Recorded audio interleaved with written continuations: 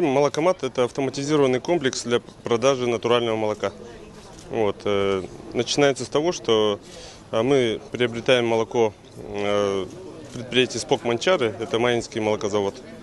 Оно пастеризованное, соответствует ГОСТу и техническому регламенту безопасности молока и молочной продукции. Каждый день мы его ввозим в баках и через наши автоматы продаем населению в розлив. Автомат для соблюдения условий хранения поддерживает 4 градуса плюс. И он оборудован мешалкой, автоматически отправляет смс-сообщение, например, в случае взлома или поднятия температуры, или когда заканчивается молоко. То есть мы всегда знаем, сколько у нас молока в наличии в молокомате. И обязательно каждая партия у нас содержит удостоверение качества и безопасности, в котором указана жирность, кислотность, щелочность, то есть все характеристики молока.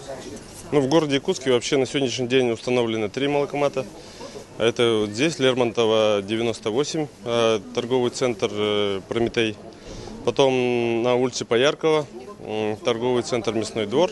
И на проспекте Ленина всем известный Ленингер. То есть пока 3 точки, но в будущем, когда проект выйдет на полную мощность, мы планируем увеличивать количество молокоматов.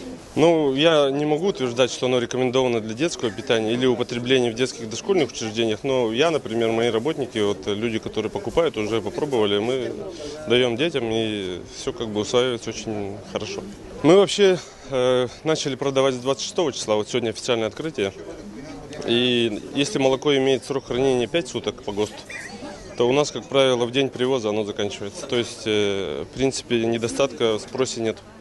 У нас, наоборот, есть недостаток в количестве натурального молока.